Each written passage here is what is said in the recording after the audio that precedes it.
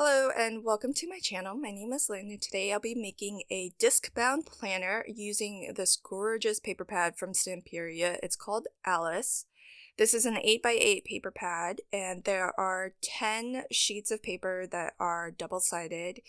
Each side is unique, so you will have to choose which side you want to use. What's interesting is that some of the papers on the back side, it's actually the sort of the back of the image that's on the front. So it's kind of unique. It lends itself to some pretty different things. And here's a quick flip through of the finished planner just so that you can see where everything is headed and the structure of it. So I have designed this so that the 3 monthly kind of 2-page spreads, they're going to be permanent fixtures so that I can continue to enjoy this paper because I just love it so much. And instead of designing a new monthly spread each month like I did for my planner last year, I'm actually just going to print out new monthly grids and I can slot them in to the monthly dividers. And I think this will be so much fun to use because these papers are so pretty and I want to be able to enjoy them for longer than just 1 month. So that was the motivation behind designing this planner this way, especially since if you are interested in a project where you don't have to come up with a new monthly spread each month, this may be something that you're a little bit more interested in as compared to the planner that I created last year. However, I am making this the exact same size, so they're going to be interchangeable.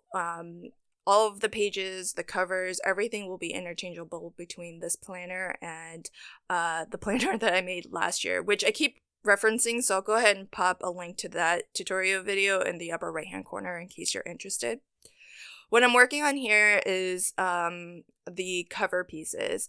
So the cover measures 6 3/4 wide by 9 inches tall, and it's ultimately going to be 4 layers of paper. So I have 1 layer of black that is 110-pound cover weight, a second layer of black that is 80-pound cover weight, and then my 2 layers of pattern paper are cut to 6 3/4, so the full width of my cover. And I'm using the full 8 inches of the paper. So I'm trying to really minimize how much I cut into these papers because the scenes are so pretty and I just don't want to lose any of it. But if I have to cut it down, I want to be minimal. And that's why I've made the pattern run all the way off the edge, even over the where the discs mushroom holes will get punched. And one thing that I do want to mention is that I did punch everything separately because I'm using the We Are Memory Keepers disc punch board, and I don't think it's designed to really punch through a lot of layers at the same time. And so that's why I've punched each of my black pages separately, and then I attached the pattern paper and then punched right through it again because the alignment's the same, so it's not going to have to punch through the black layer a second time. When it punches through, it'll just punch through the pattern paper layer. So each time, it does take a little bit of time to punch through each of these pages individually, but I'd rather do that than risk ruining my disc punch board because I do use it a lot to add more papers and things to my planner. So I am excited though because they did just release the We Are Memory Keepers disc Cinch, but it's the mini version. So I am kind of curious to see whether they are going to release a full-size version that punches the disc like these mushroom discs. But I'm worried because I think each of those locations for where it punches is fixed. So unlike the punch board that I'm using, you won't be able to choose, where the spacing between your mushroom holes. But I'm kind of curious to get it because that would definitely save some time. So I just finished off the front cover inside and outside with just some Love from Lizzie's pinstripe stickers. I think the little sparkle at the border just helps to give it a more finished look, since I'm not going to add another layer or another strip of pattern paper. I'm actually going to leave the black band at the top and bottom. I actually quite like it. So originally I thought that I might match it up with another piece of pattern paper, but when I saw it, I thought it didn't really need it. So I'll be doing the exact same thing on my back cover. And I do like to put the double-sided dry adhesive tape at the edges of my paper, and that way I have adhesive that goes as close to the edge as possible. And then I like to just squiggle on some liquid adhesive in the center. So I'm using Kalal all-purpose glue, which is a solvent-based glue. So because there's no water content in this glue, it will not warp your papers because it actually doesn't absorb into your paper. And at the same time, though, it does dry very permanent and rock hard. So it's going to add some strength to your project. And that's what I want in this case because these are the cover pieces. So I want to make sure that it's nice and strong and it doesn't start to, bend or anything. And the Kalal all-purpose glue is also a good option if you happen to be using different papers and they are on the thinner side. The Stamperia paper it's really nice. I wouldn't class this as thin by any means. I would say it's maybe a lightweight layering cardstock, so maybe on the 60-pound-ish. So I wouldn't worry about using a PVA glue with it. But I do like the Kalal glue because it does dry very strong. So I'm going to do the exact same as I did before, where I punch through this. And since it's already been punched through the black layer, when I take it to my punch board, it will only punch through that pattern paper layer. So it's easy on my hands. It's easy on the tool as well. And now I'll attach these two pieces, the outside piece and the inside of my back cover, to each other. And I do use PVA glue where the punch end is, where the holes are, and that's because I have a precision tip on my glue bottle there, so it's easier just to get the adhesive in just a small quantity, just what I need, so that it doesn't really ooze out too much. The Kalal all-purpose glue, it's very well, I want to say watery, but there's actually no water in it. It's just very liquidy, so it oozes quite a bit, but it's quick to clean up. If it does ooze outside your project, you can just let it dry and then rub it off. It'll rub right off because it's not absorbed into your paper. So it is quick cleanup in that way. But that's why I like to keep that in the center, because it can ooze wherever it needs to. And I always recommend burnishing regardless of what adhesive you do use. If you're using a dry adhesive, some dry adhesives, they actually do need pressure to maximize their sort of adhesive power. And with a liquid adhesive, by burnishing it, and I burnish rather aggressively too, you're spreading out that glue, so it's a nice even layer. And in the case of a PVA glue, it really sort of pushes that glue into your cardstock. So it's beneficial to whatever glue you're using to burnish well.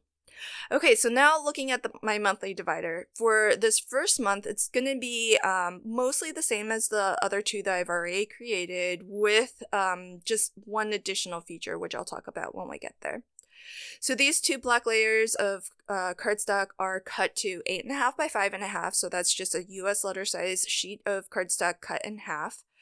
And one sheet is 80 pound, the other is 120. Again, I want these to be nice and thick and sturdy because I'll be slotting in my monthly dividers and just using it over and over again throughout the year. So I'd like for it to be nice and strong. The matte layer that I've cut my piece of pattern paper to, that was cut to 4 3/4 by 8, so there'll be a nice black border all the way around. These strips here are going to be what holds my monthly calendar grid. So the piece I'm working on now is cut to 1 inch tall by 6 1/4 inch, 6 1/4 inch wide. And along the 6 1/4 inch, I've scored it at 3/8 of an inch on both sides. Those are going to be the glue tabs, and I scored it at 3/8 of an inch. Oh no, I scored it directly in half, I think. And then this strip here is just cut to 6 1/4 by 5/8 of an inch, and scored on the 6 1/4 length at 3/8 of an inch on both sides. So with the bottom piece, I do have the bottom glue tab that's about 1/2 inch, and I get that glued down first so that I can get this Scotch tape taped over it. And the Scotch tape just smooths out the transition between the two sort of layers of cardstock. That way you don't create a catch point when you go to slot something into this. You won't it won't get hung up on that extra glue tab. It'll just glide right over it. And with my tabs, I used the We Are Memory Keepers tab punch board. I'm not going to show how to use that on camera, but I will link to another tutorial video where I show how to use this punch board. So you can find that in the upper right hand corner. And here my tab overlaps my the top section there where I slot my calendar spread in. So I just snipped it a little bit just so that it's full. I didn't cut anything off. I just made a slit so that I can still slide my printed calendar through there. And just to finish that off, I'll apply some Love from Lizzie's pinstripe stickers right where those two pattern papers meet up. And that's how I generally use these pinstripe stickers. I think it just makes for a nice cleaner transition between two pattern papers. So on the back side of this 2-page spread, monthly spread, I have this extra little tab that's going to fold out. That tab is actually 4 1/4 by 8.5, and I determined the 4 1/4 width based on the fact that that's what I had left over from making some of my earlier cuts. And so these pattern papers are so pretty. I just wanted to be sure to use them. And so I kept this one as a matte layer for this little flip out page here. And I added 1/4 of an inch matte or black border all the way around. And a 1/2 inch glue tab so that I can glue it right in between the two black layers of my monthly divider here. So I've got the glue tab on the left edge there. Still going to use my combination of dry adhesive and liquid adhesive. And then I'll go ahead and get this second layer down. And I did trim off a 1/16 of an inch from the inside edge or the left edge of that pattern paper. Along the 5.5 inch edge. And that's because there's a fold on that left edge. So I want to make sure that you can still fold this over cleanly. And so by trimming that 1/16 off, that helps to have this fold completely flat. On this little flip out here, I'm actually going to make little, these little cards I fussy cut out from one of the leftover pattern papers, and I just sort of attached them to each other in this sort of fan shape, and then I glued the 3 cards down to just a piece of black cardstock and then fussy cut around the entire thing so that there's a black matte layer around the entire unit, as if it was actually designed as a 3 card spread like this, but actually it's 3 individual cards that were stuck together. And I just glued down a magnet using some score tape, and so that's going to be like a little tuck spot for my photo mat. But as well, the magnet, I'm placing a second magnet right on top so it'll find its partner and be the correct polarity. And I have score tape at the top of both of these magnets.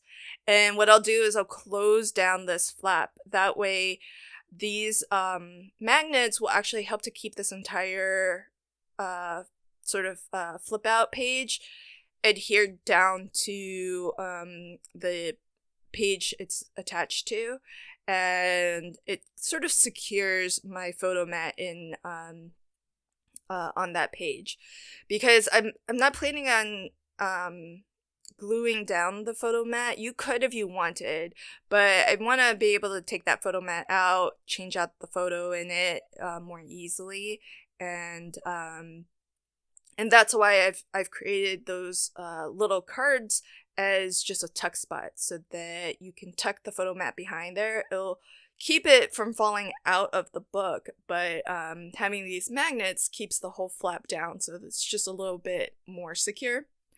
And these are cut aparts that are, I think there's an entire sheet that has, there's actually 2 sheets that have 6 of these sort of card designs on each of them. And there's one sheet that has all sort of teapot themed cards, and then the other sheet has a variety of Alice and the rabbit in different styles and different scenes. So I'm using here a combination of score tape on top of my magnet. That's the strongest dry adhesive that I have. And because the magnet does have a little bit of dimension, I'm using a little bit of my low profile foam sheets. That's what I have at the top there, that's in white. That low profile foam is only 1 millimeter high. So it's really nice compared to my regular foam, which is 2 to 3 millimeters. And it actually happens to almost exactly match the height of my magnets, so that's why I've chosen it. It's just so that, especially around the magnet portion, I have paper. I've lifted the paper so that it sort of matches the thickness of or the height of the magnet, and that way it just hides the magnet a little bit better, so that it doesn't look your paper doesn't actually sort of bend around it and end up with like a little bump where that magnet is. So that's why I've used the foam there.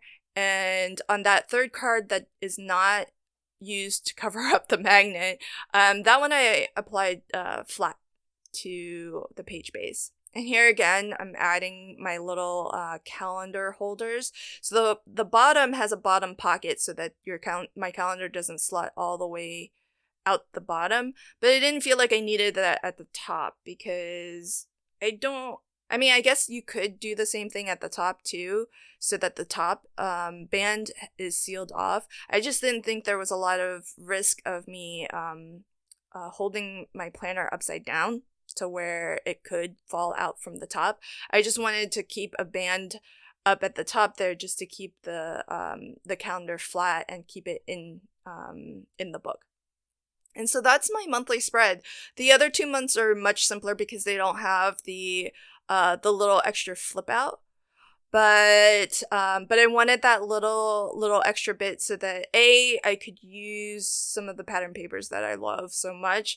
B, I can keep a photo of maybe my husband or my one of my dogs or, you know, whatever I want to be looking at that month.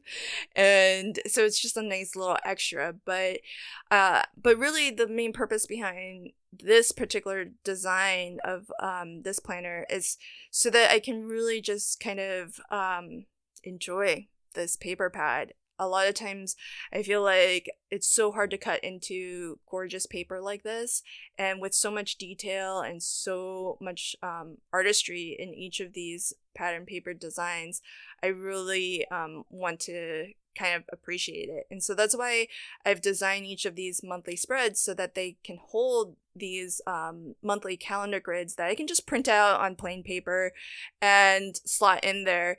But then I can kind of reuse these spreads all year long and continue to enjoy this gorgeous paper.